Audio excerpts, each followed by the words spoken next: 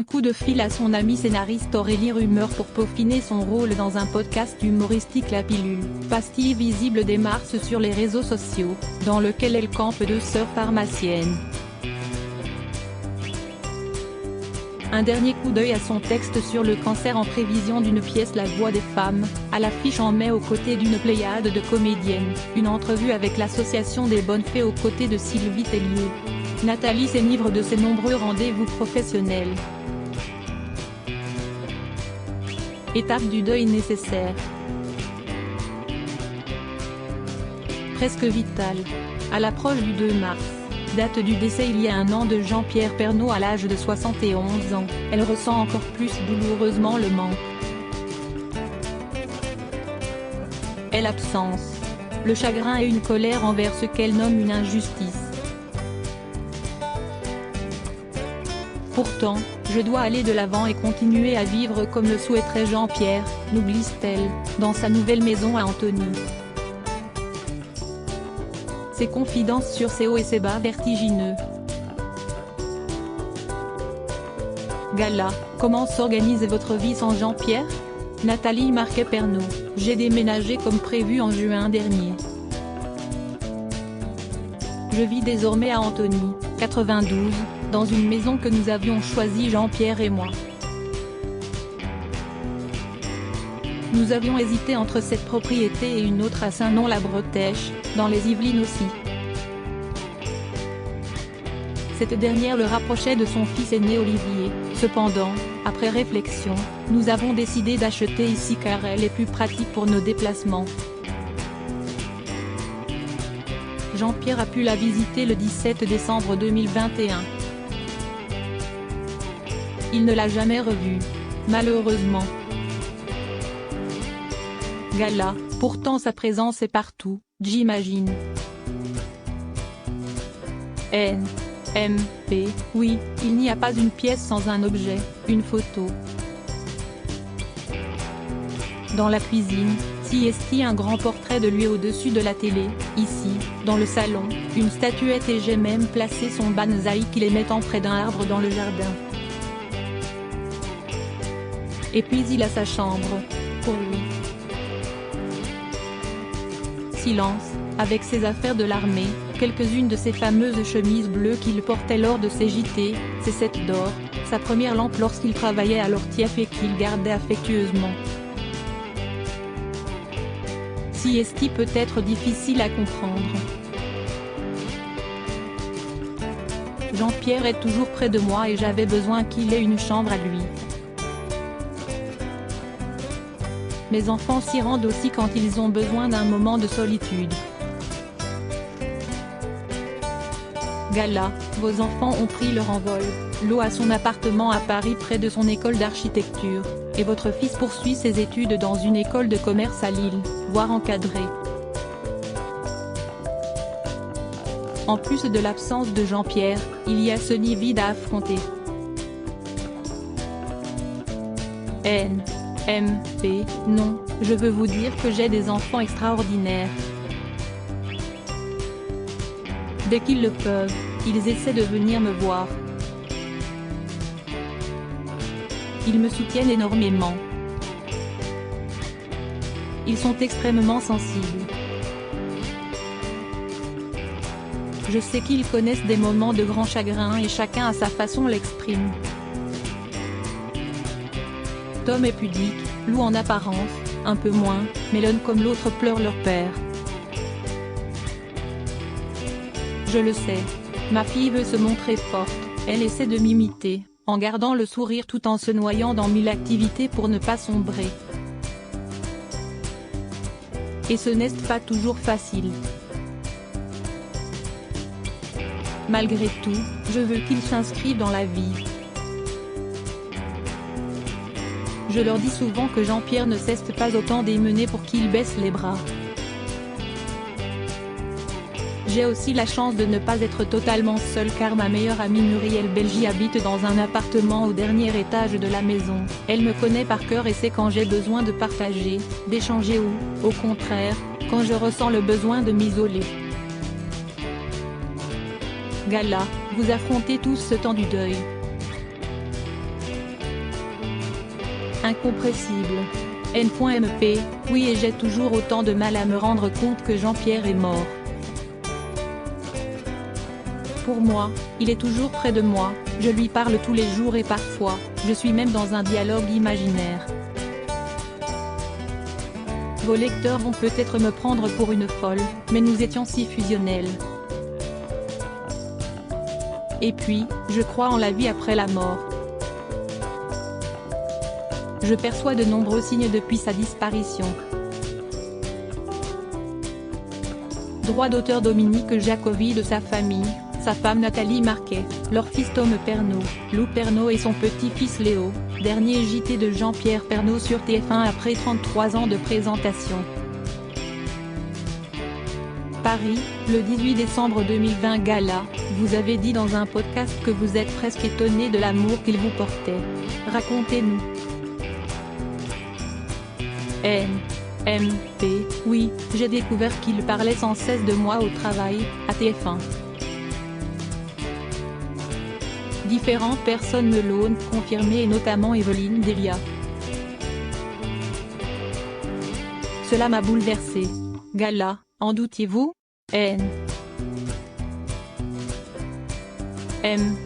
non, je savais qu'il m'aimait, et à la maison, nous nous le disions, mais de là à s'épancher sur son sacro-saint lieu de travail, je ne l'imaginais pas.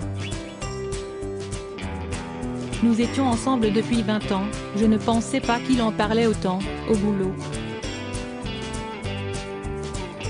Remarquez, je le faisais moi-même sans m'en apercevoir. Nous étions très connectés. Très amoureux. Mes enfants connaissent des moments de grand chagrin, mais je leur dis souvent que Jean-Pierre ne cesse pas autant d'émener pour qu'ils baissent les bras. Gala, après avoir tenu l'antenne de nombreuses heures lors des obsèques de Johnny Hallyday, il vous a confié que lors de sa propre disparition, il était persuadé que le public l'oublierait vite, lui. N.MP, oui, et il s'est bien trompé, et j'en profite pour remercier toutes les personnes qui ne cessent de me témoigner leur affection. Chaque jour, je rencontre des hommes et des femmes qui me donnent du baume au cœur. Si est-il magnifique, si est-il si touchant. Ils me soutiennent parce qu'ils savent que j'étais quelqu'un d'important pour Jean-Pierre. Désormais, ils me protègent. Depuis son décès, il y a eu un nombre incalculable d'hommages dans toute la France. De l'Office de tourisme d'Amiens qui portera désormais son nom ce 2 mars a démarché en son hommage en passant par des minutes de silence en sa mémoire avant des matchs de rugby, les Français ne l'ont pas oublié. Et je veux, ici, leur dire merci du fond du cœur. Gala, de la même manière, les amis du milieu journalistique vous ont-ils apporté leur soutien ou avez-vous eu votre lot de déceptions comme cela arrive souvent quand on est femme de ou même sans l'être d'ailleurs? N.MP, cela va vous étonner, mais je n'ai eu aucune déception. Mes amis sont restés mes amis. Je pense à Sylvie Tellier, Karine Le Marchand, Alexia Laroche-Joubert, Valérie Benaïm, Jean-Luc Reichmann, Nico Saliagas. Gala, avez-vous réussi à maintenir de bonnes relations avec les enfants aînés de Jean-Pierre, issus d'une première union? N.MP, oui, nous sommes très solidaires. Olivier, son fils aîné est venu partager le repas de Noël avec nous. Nous voyons moins Julia, qui est médecin à Amiens, mais nous nous envoyons régulièrement des messages. Tout comme avec son ex-femme. Tout se passe dans le respect. Et à l'image de Jean-Pierre. Ils peuvent compter sur moi, je me plierai en 4 pour eux. Gala, ça change des Hallyday. Cet entourage bienveillant vous permet sans doute d'alléger votre deuil. N.MP, oui, si est-il certain, mais ma souffrance ne faiblit pas.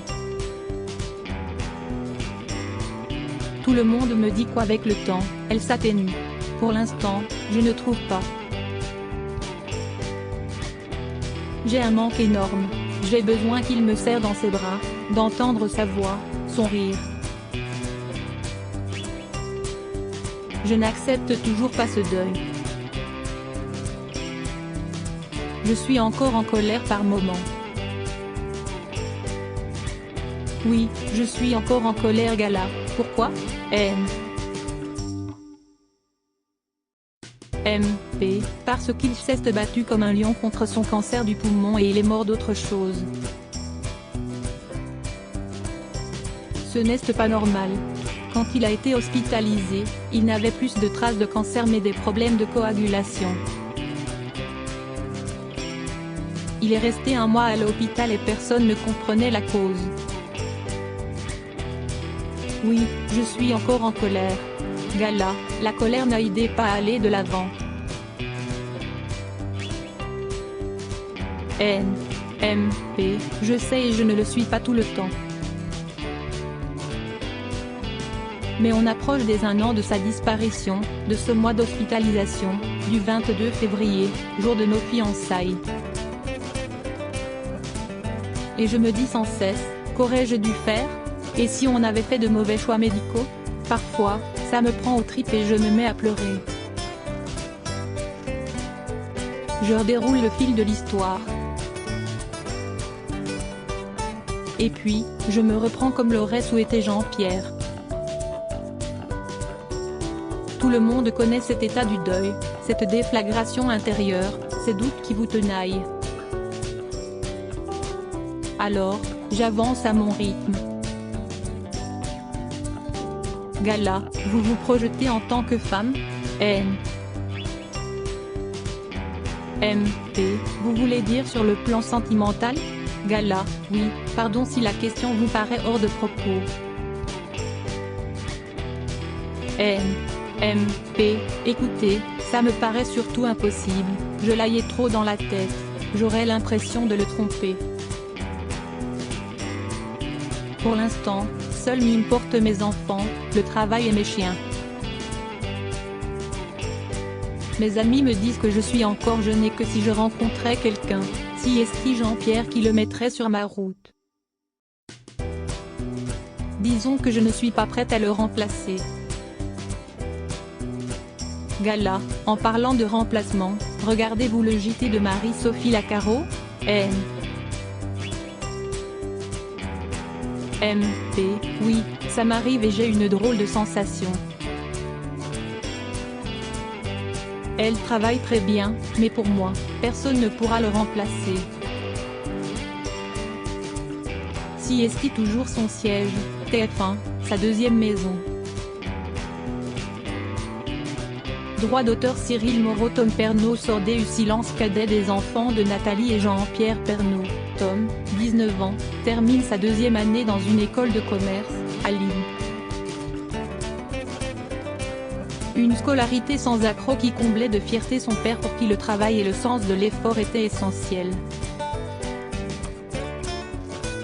Pour Gala, Tom a accepté de sortir de sa réserve naturelle pour nous parler de son papa. J'ai toujours autant de mal à comprendre qu'il n'est plus là. Quand je suis seule le soir, après mes cours, je pense souvent à lui et parfois je me dis que si est un cauchemar, qu'il va revenir. Nous étions pudiques l'un et l'autre mais j'ai réussi à lui dire que je l'aimais avant qu'il parte. À l'hôpital, les derniers temps, il me disait sans cesse de rentrer sur l'île pour aller étudier, mais moi, je ne voulais pas le quitter. Il me manque tant. Depuis 1 an, j'essaie d'être plus présent pour ma mère, revenir les week-ends, l'appeler plus souvent qu'avant. Elle est forte, travaille sans cesse afin peut-être de s'étourdir et ne pas penser à son absence. Je sais que la vie sans lui, seul dans la maison, même si son amie Muriel est présente, est souvent insupportable.